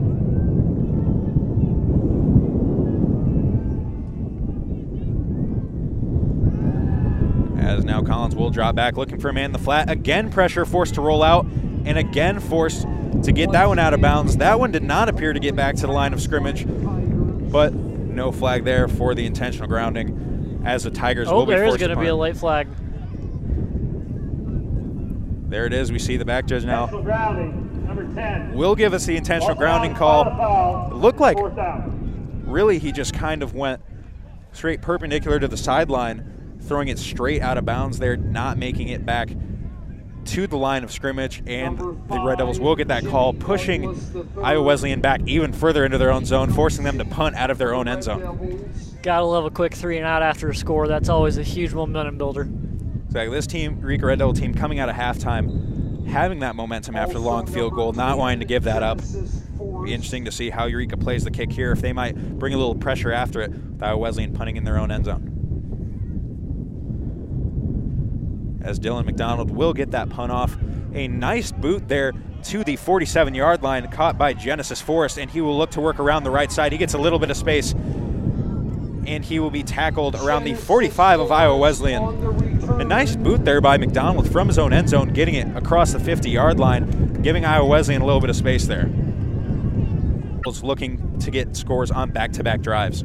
Good discipline there by the Red Devils, not making any unnecessary penalties to set them back. Yeah, we've seen, like we talked about, a couple penalties that have hurt the Red Devils. Obviously the 16-point lead, but you have to think without the pass interference, maybe Iowa Wesleyan not on the board, as that possession was extended by a pass interference. And then a first down taken away by themselves. Able to overcome that one, though, getting the first down. Dom Parks had that great catch down there in the red zone. As now the Red Devils will break the huddle, head to the line of scrimmage. Caleb Favre, the lone wideout on the bottom of the screen. We see two to the top of your screen, of course, Reasonover in the backfield.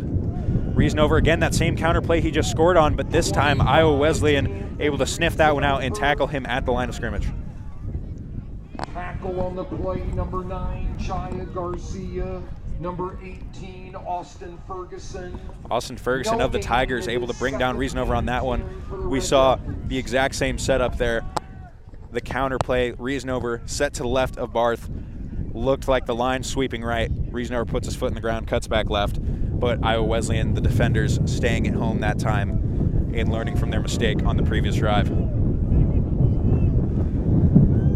As now Douglas and McElmurray will be on the bottom of your screen, the two wideouts. And Barth, the play action, as he will head deep to the speedy Douglas, but that ball out of bounds, just a bit too far down the sideline there. Douglas had a couple steps, some safety coverage deep, but that ball just out of the reach of Douglas, out of bounds there.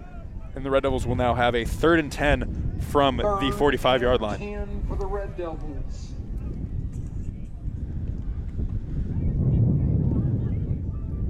You see Caleb Favre and Blake Phillips at the top of your screen. Dom Parks and Josh Kuzi on the bottom side, 4 wide receiver set.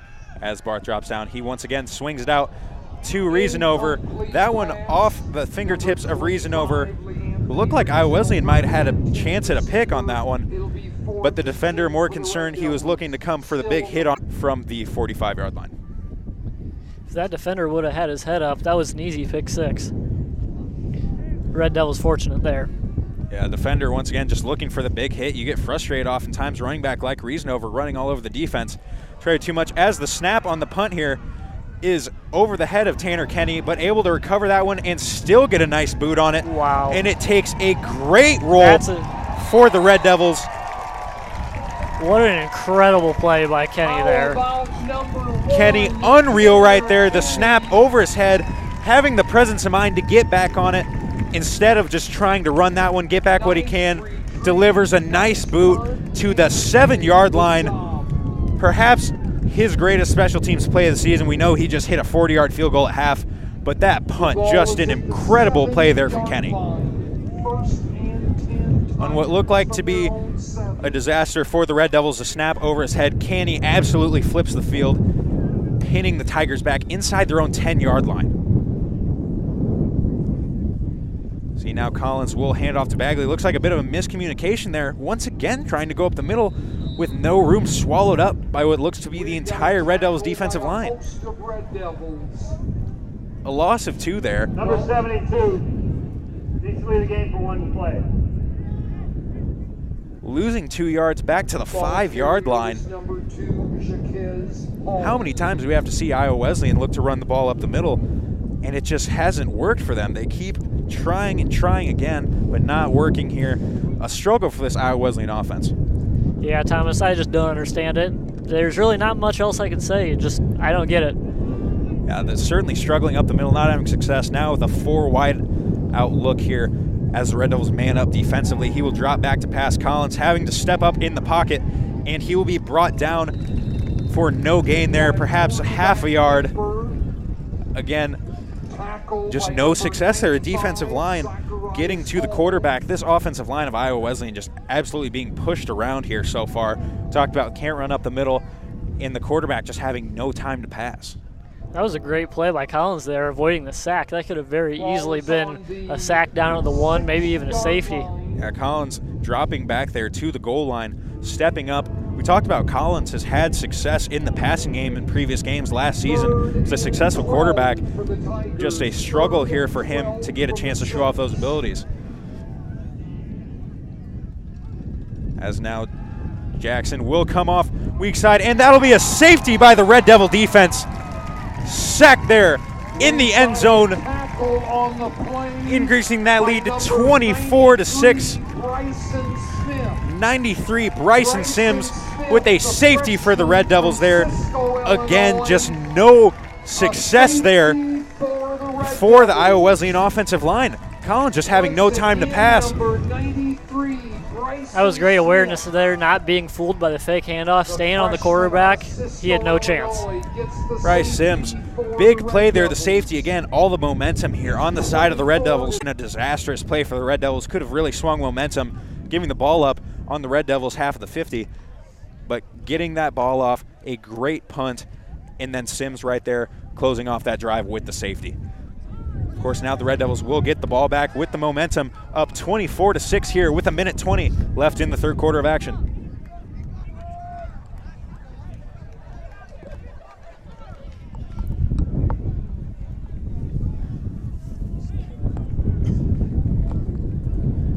As a Eureka Red Devil return team takes the field, something that's really stood out throughout the contest, the line play on both sides of the ball from the Red Devils, defensively and offensively. Of course, Reasonover hitting some big holes on the offense. Drew Barth has done a good job on quarterback keepers, finding some time. He's had all day to pass.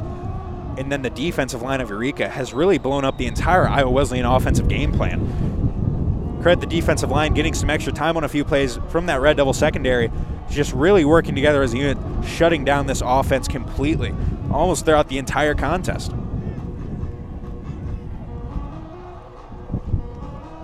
As now Shawbrook will kick off for the Tigers. As that one drop recovered there by the Red Devils, as Dowdy will bring the ball up near the 45-yard line. It appears they will spot it at the 43. The Red Devils offense once again takes the field here, looking to extend this lead. Certainly a lot more, it appears, success early in the second half than we saw late in that second half for the Red Devil offense. Yep, and once again, the Red Devils are getting great field position to start their drive.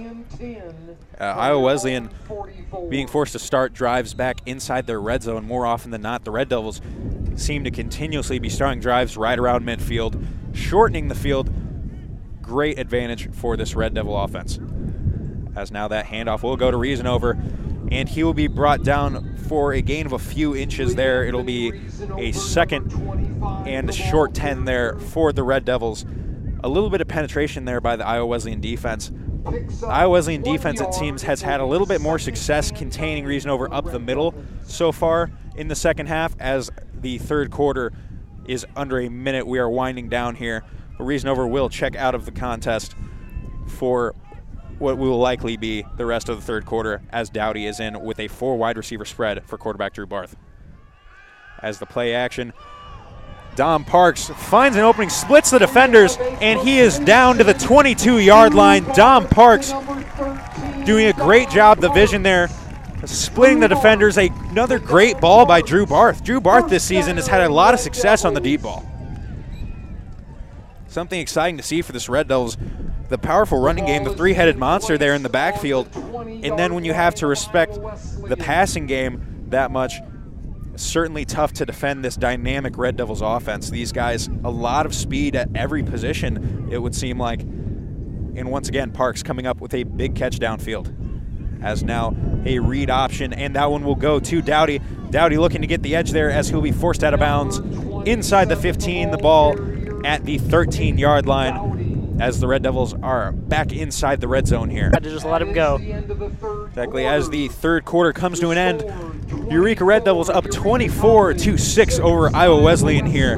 So we get ready to begin the fourth quarter of action. Like you mentioned, Kyle, the safety, it appeared, had to let up to avoid drawing the penalty. Would have been a pass interference, giving the Red Devils the first down anyway, but Dom Parks getting the strike from Drew Barth there, able to pick up a few yards after the catch there, getting the Red Devils near the 20, and then Dowdy getting them into the red zone here. Through three quarters, the Red Devils have really been dominant on both sides of the ball. Haven't really had to be real nervous all night. So yeah, so far this season, these two non-conference matchups have shown that the Red Devils can be very dominant on both sides of the ball when firing on all forces. Really not a moment outside of early in the Knox game, a blocked punt that would give Knox a 3-0 lead. And I believe that actually the next play on offense is when Anthony Reasonover would take that one to the house, and the Red Devils have not trailed in the season since. This team here, Kyle mentioned, just not really had to worry, had some breathing room for most of the contest. Certainly have to feel a lot more comfortable hanging into the fourth quarter, up 18. You're not going to let off the gas pedal here. You certainly want to keep extending that lead, keep forcing the point.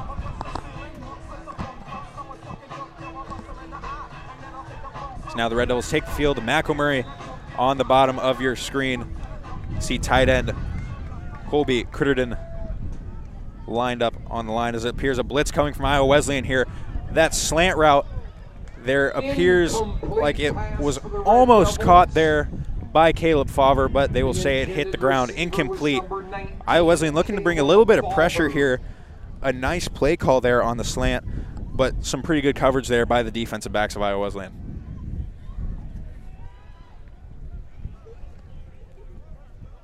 So now we will see most of the same personnel here.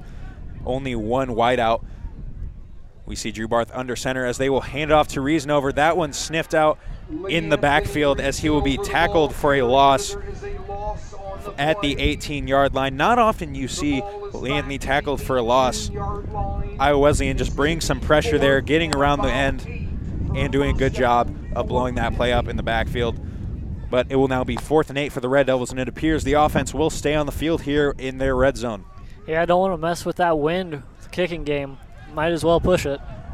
Yeah, kicking now towards the north end zone. The wind, of course, would be in the face of Tanner Kenny, not wanting to risk it here. Certainly when this offense has had a lot of success on 4th downs. Now Barth takes the snap. Pressure from two Iowa Wesleyan linebackers. A fade. That ball is caught for another first down. Another 4th down conversion there. Dom Parks has really been a dynamic wideout for the Red Devils this season. You've seen on the deep ball there, running a great route, having great hands. Another good ball. Barth putting it where only Parks can get it. A first down at the 5-yard line for the Red Devils. That was perfect execution. Both sides, the throw and the catch, executed to perfection. As now Kuzi, the lone wide receiver in the contest for the Red Devils, as once again Barth will be under center. Burris and Reasonover in the backfield. Snap, they play action, roll out as that ball just short of Burris. Burris had some space there. A pass to the chest may result in a touchdown, but that one, Barth forced to roll out and throw across his body, comes up just short of Burris. Nice play call there.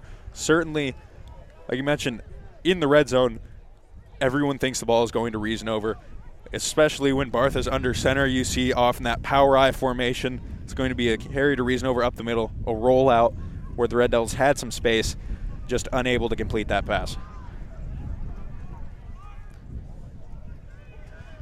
As Barth takes the snap, that one handed off to Reasonover. Again, a lot of pressure by Iowa Wesleyan, but he will come through the right side. Reasonover still on his feet, and he will get to the 3-yard line where it looked like he should have been bottled up at around the 10. Leanthony Reasonover breaks a few tackles and comes out. Reasonover, what looked to be a loss in the backfield. Just, again, hard to bring him down with one man. The offense, taunting. 15-yard penalty will be 3rd down. The Red Devils, however, on that play, get a taunting penalty, and will be pushed back 15 yards. It'll be 3rd down at the 18-yard line. Not sure if something was said. You certainly couldn't see anything from up here. Not quite sure what happened on that one, but now the Red Devils will have a long 3rd and goal from the 18-yard line.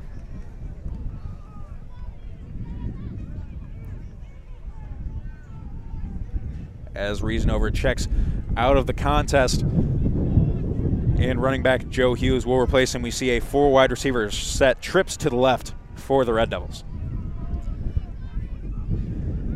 As Wesleyan only bringing 4, that ball to the end zone.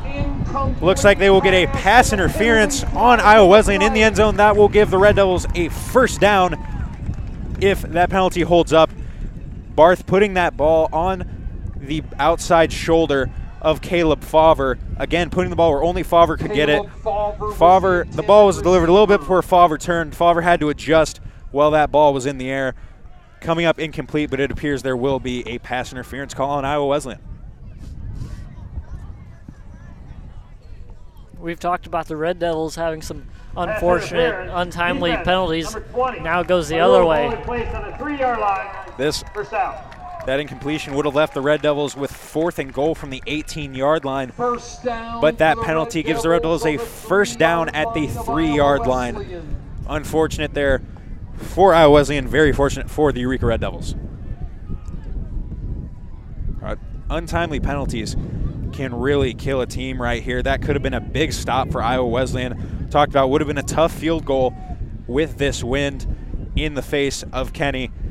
Certainly one, especially when Iowa Wesleyan has had a lot of success coming after the kicks. They've blocked 2 extra points, but unable to get off the field there.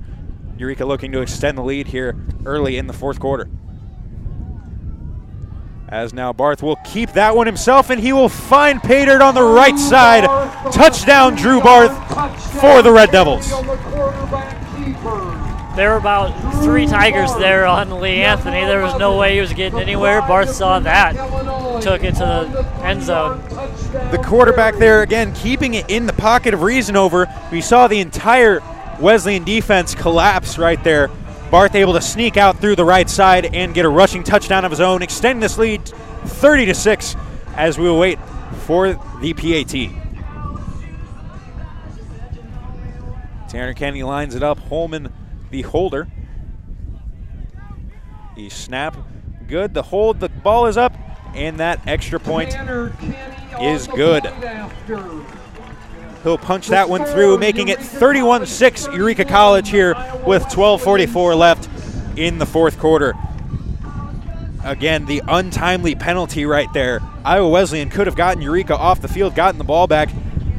Unsure whether Eureka would have been able to punch on another 3 points there, but the penalty flag giving Eureka the ball. 1st down and goal from the 3-yard line. Blue dagger for Iowa Wesleyan, and don't think they're going to be able to come back from that. Yeah, 25 points here, 12:44 left in the 4th quarter of action. Certainly a huge deficit. You would have to see a bunch of quick scoring ability. Not impossible, but very unlikely here late in this contest. Iowa Wesleyan really hasn't been able to get much going offensively. And this Red Devil defense certainly looking to shut this one out here at home. Once again, the home opener for the Red Devils here.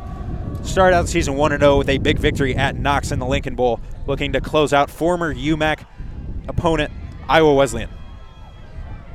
As that kick return will come across to the 33-yard line before a gang of Red Devils will bring down Harrison there on the kick return. By number 6, Joe Mosley. The first tackler on the play, number 48, Chris Fleischman. Chris Fleischman there right there with the great play on special teams. As we see now, the Red Devil defense taking the field has been dominant in this game. We knew coming into the season this offense was going to be a powerhouse. This defense lost a couple of big pieces from that UMAC championship team. We saw Ross Royal in the secondary depart, and of course a couple guys stepping up, not skipping a beat here. We saw a couple guys in the D-line, some linebackers. Of course, Chris Friend, a huge piece of that linebacking core, really the captain of that defense for a while, departing. And again, this young linebacking core has done a great job so far this season. It's a nice ball there from Collins, a deep ball down the left side. Threw it across his body, but just out of reach for Dylan McDonald there on the left side. Across his body, that was 30 yards at least. Yeah, that ball going about 35, 40 yards in the air right there. Like Kyle mentioned, across the body. Talked about the talent of Collins, very mobile quarterback, kind of a dual threat guy. We see the arm strength there, just out of reach though of the intended wide receiver. As now Collins drops back again. His first option's not there. He's forced to roll out.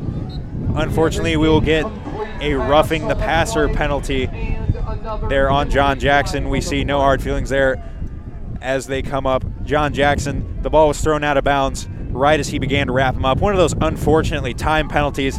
Jackson just kind of drives him into the ground right there, gets the roughing the passer call. Yeah, those are kind of penalties you cannot afford. Gonna set up a great 3rd and long. Now we got a new fresh set of downs. Yeah, penalty there, as you see. Coach Kurtbar talking to him on the sideline there. Doesn't really seem upset, but like you mentioned, just kind of a teaching moment here. He got there just maybe half a second late and then drives the quarterback into the ground. You see now the big push. You can't use your full body weight on the quarterbacks. Unfortunate there for Jackson. A great pressure by Jackson on that play. Just an unfortunate outcome at the end there. As now Iowa Wesleyan will have a first down from the 48-yard line, looking to cross midfield for only the 2nd time in tonight's contest. As now Collins, the quick drop back.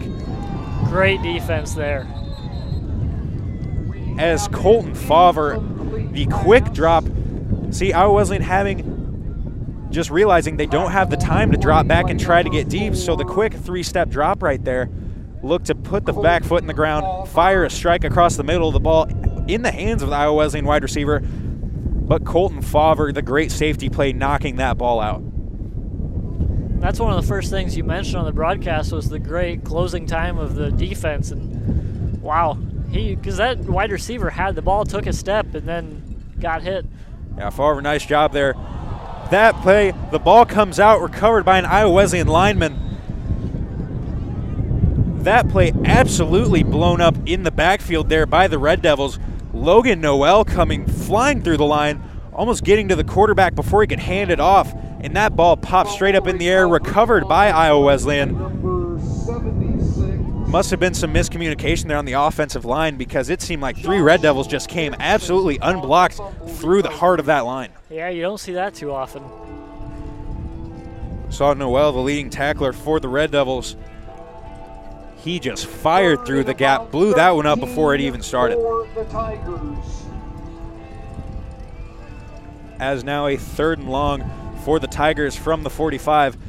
Collins will get the snap. Again, pressure right up the middle. He looks at midfield. He will find a receiver there. Number 25 will get the ball at the 50 and brought down by Trayvon Moore.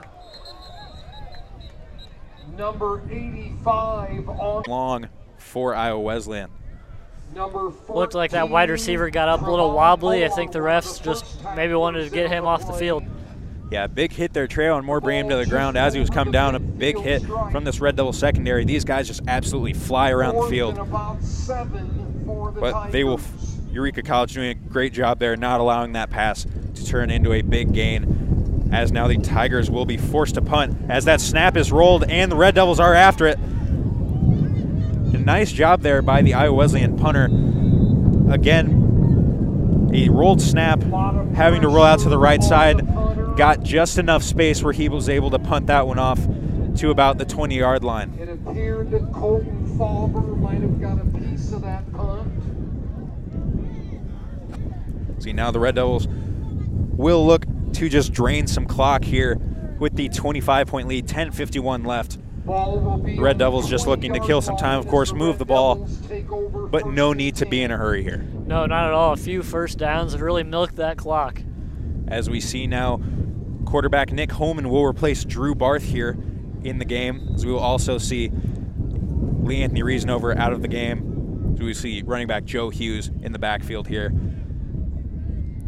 Yeah, you're for the up Red Devils. 25, absolutely no reason to keep them in the game. Risk injury, you wouldn't want to see that. As Hughes finds some room along the left side, and he has a big chunky yardage as he will get to the 43-yard line. Joe Hughes with a nice gain there, making a couple defenders miss in the backfield, finding the hole. Like we talked about, this offensive line doing a great job of creating holes, and all three running backs that have seen a lot of action here early in the season for the Red Devils have been able to gash defenses. You're not seeing a big drop-off. Of course, you could never replace fully an All-American like Anthony Reasonover, but you're still seeing quality backs in the game getting big chunks of yardage, coming up with big yardage totals here late in the game for the Red Devils. As they will hand off to Hughes again, and he once again fights through the first tackler, still on his feet, tackled for no gain. Again, a time when he could have been swallowed up in the backfield, but just making a man miss. Very quick, great one-cut ability right there. We've seen the vision. He doesn't just get the ball and head full speed to the hole. A guy that kind of waits around, sits, picks his moment, and that's when he strikes. For the Red Devils, we see very similar to last week at Knox, able to get this big lead and have some of the starters check out of the contest. Of course, no point in risking injury to some of those very key components of this offense with such a big lead here late in the contest. So Holman will take the snap, and now Dowdy will find some room on the right side as he will cut up across midfield. He is out of bounds at the 42-yard line, a first down by Peyton Dowdy. However, there is a flag back on the Red Devil side of the 50-yard line. It'll be interesting to see what happens here. Might be a holding penalty.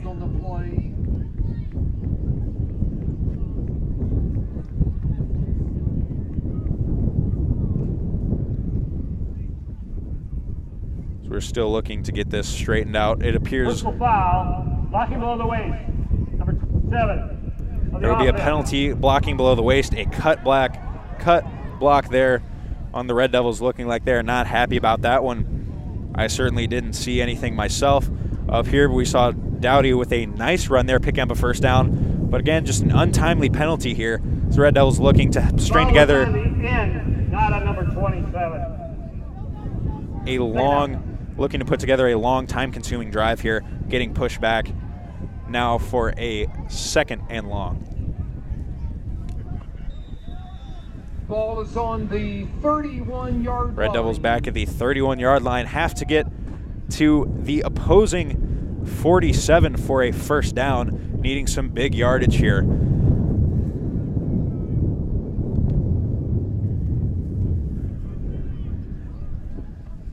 As Holman is in the shotgun set, he will take the snap and hand it off to Dowdy. Dowdy looking to get the edge. He has it. He is across the 40 to the 45 and tripped up by the shoelaces there. A large chunk of yardage there for Dowdy. Dowdy gets it up to the 48-yard line of the Red Devils. Coming up just about 4. Mentioned we have not seen much of a drop-off from the running backs at all. You see kind of the different running style between Hughes and Dowdy. Hughes, it appears the Red Devils like to use much more up the middle. He will start inside, work his way out, a bit more power, but Dowdy, very quick. The very quick acceleration there, gets to the outside, gets that edge extremely quickly. As now Holman drops back to pass on 3rd down. He will lob that one up. Appears there's some miscommunication there on the route. The wide receiver was running a curl right at the sticks. It appears Holman thought he was running a streak down the sideline. So now the Red Devils punt team will come onto the field. Tanner Kenny looks to punt. Tanner Kenny, the NAC Special Teams Player of the Week last week, certainly have to think he might have his name in the running again this week after a great special teams performance again. Yeah, I just can't get over how good of a recovery that was, and then a great punt also. This punt will be downed at the 27-yard line. Another nice punt by Tanner Kenny, flipping the field for the Red Devils. Ball on the 42-yard line of Eureka College. They'll bring up a 3rd and 2 for Iowa Wesleyan. 3rd and 2. At the 42-yard line. Here now we will see Cardenas under center with 3 wide out set. He will drop back and immediately swallowed up in the backfield once again. No time there's Zacharias Hall with the sack. Looked like he came unblocked right through the middle of the offense. You have to wonder how that continues to happen here for Iowa Wesleyan. Yeah, and if he didn't get him, there were about 3 other Red Devils right there to swallow the quarterback up. I don't know if they were setting up a screen pass or what, but the screen pass, you would appear out of an under center formation. There's just no time for the quarterback. You have to wonder what's happening because it looks like these guys are coming unblocked, like you're trying to set up that screen, dump it over the top of the defensive line, but there's just no time. Not at all. Zacharias Hall coming up with the big sack there. 4th down as Iowa Wesleyan will punt that one. It will roll into the end zone for a touchback as Eureka will regain possession here up 31-6 with 5:11 left in the home opener. Eureka can pretty much just hand it off, run the clock out here with only 5 minutes. Yeah, this one certainly you see now the starters all checking out of this NAC conference one that whenever you ask somebody on the Red Devils what's the biggest difference between the UMAC and the NAC, they continuously say the NAC is more competitive top to bottom. You see the top ends will be more competitive, the bottom end will be more competitive. And right here you just see a UMAC team that's just unable to put up a fight against the Red Devils as Hughes here across the 50 to the 40. He has no one to beat. He is across the 10-5. Touchdown, Joe Hughes. A long touchdown run for the Red Devils there. Joe Hughes just broke through the left side, turned on the burners, and nobody was going to catch him, getting past the secondary there. Touchdown, Red Devils. You know what? Never mind about handing the ball off and killed the clock. Might as well just score again. Yeah, certainly not using up a lot of clock there, but extending that lead 37-6 before the point after attempt here. Joe Hughes, just that big burst of speed. We talked about he appeared to be more of the power back between him and Doty. Right there, he just turned on the burners and went untouched from his own 40 all the way through. As an offside there on the PAT. That one get waved off. The kick was good, but actually it appears there's a false start there, yeah. But player penalty, we'll replay the try.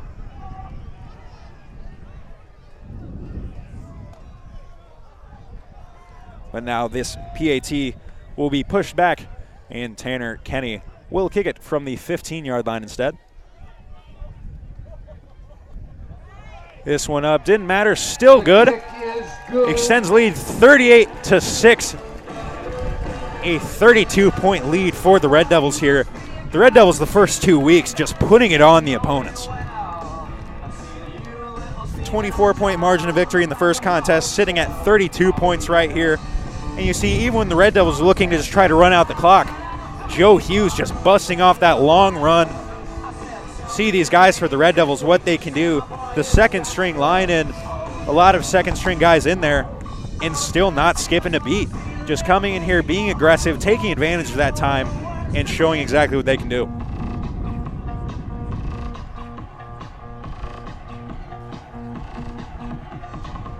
As the kickoff team has seen the field a lot today for the Red Devils as they are back on the field.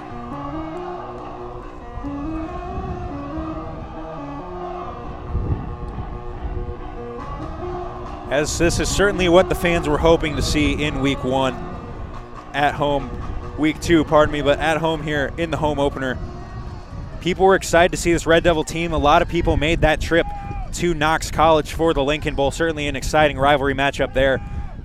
But there's just nothing like playing on your home field, the night game here. Just a beautiful sight at Eureka College. Absolutely, and we had a great turnout. Standing room only crowd. Love to see that. Yeah, these fans, certainly a dedicated following to this Red Devil team. Of course, just the big family atmosphere here. This football team comes together. You see a lot of the families cooking for these players. Of course, moving in before the rest of the campus does. You see the families come together, take care of these guys. They just really want to see these guys be successful, and the Red Devils have held up their end of the bargain thus far this season. Ryan Barth, Dejor Bradford, Corbin Heiken, Martin Lesesny, and Jordan Lamb. A great job. As the starting offensive line is getting a round of applause here from the stands, getting honored over the PA system. This offensive line just opened up holes all day for the Red Devils. As now some miscommunication and a sack there. Play action from the Tigers, but the quarterback, running back collided. Miscommunication which way they were supposed to go, and another sack. Number 93, Caleb Smith. Number 93, Caleb Smith, and number 95, Justin Clayton on the sack there, combining to split that one. And number 95, Zacharias Hall on the tackle. 93, Bryson Smith, the Cisco kid. As now a 2nd and 16 for the Tigers, pushed back in their own zone.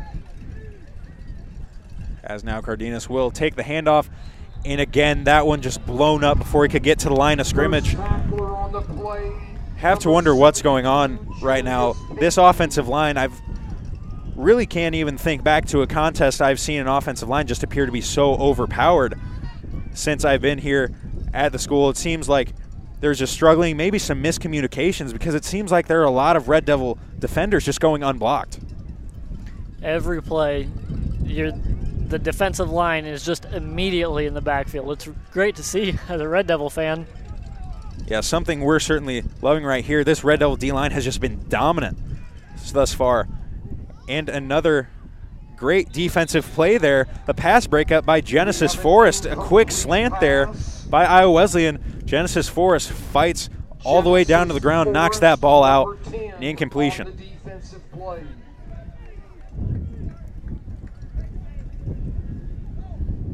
As now the 4th and 16,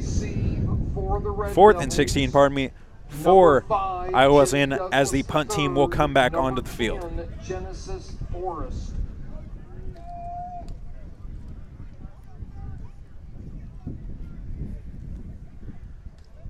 As the rugby-style punt there from Iowa Wesleyan, as Douglas will attempt to field that one again over his head. He's able to get a better hop this time, pick this one up.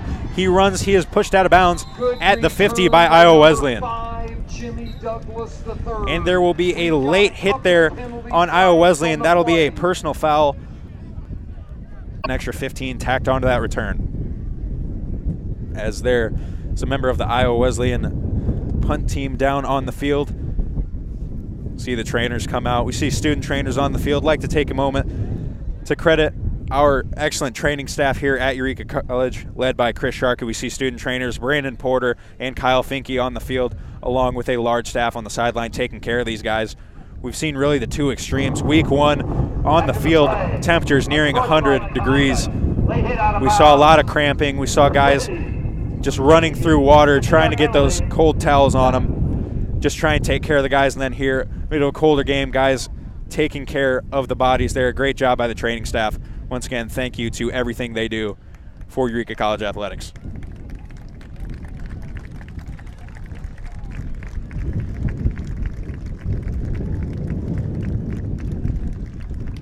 As we get a round of applause here for the Iowa Wesleyan Tiger.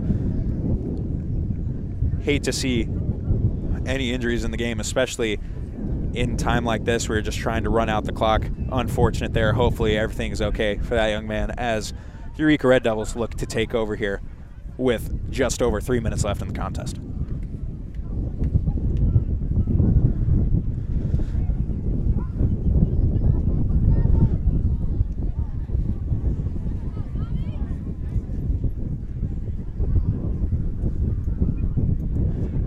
Again, at the end of tonight's contest, you will be able to check out the full stats and post-game write-up shortly after the conclusion of the contest at eurekareddevils.com. Go ahead, it will be on the home page there. You'll be able to click the link, get all the stats, scoring updates, along with the game notes from before tonight's game. Be sure you keep checking updates on the website, get game notes for next week's contest, as we look forward to that one at home as well.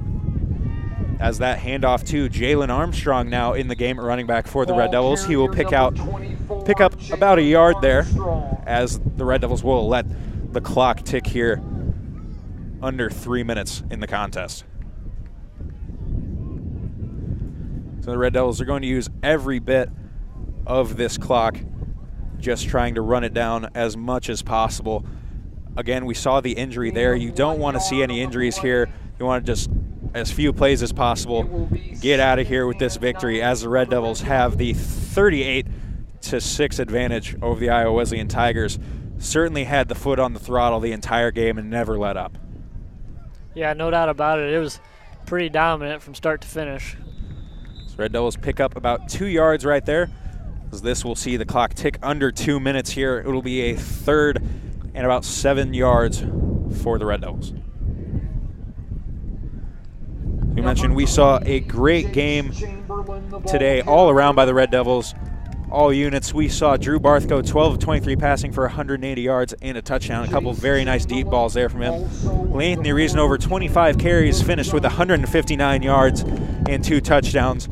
Again, over the 4,000-yard mark, the first back in Eureka College history to do so. Congratulations to Anthony Reason over on that accomplishment, as well as breaking head coach Kurt Barth's all-time points record and extending that with a few touchdowns here today.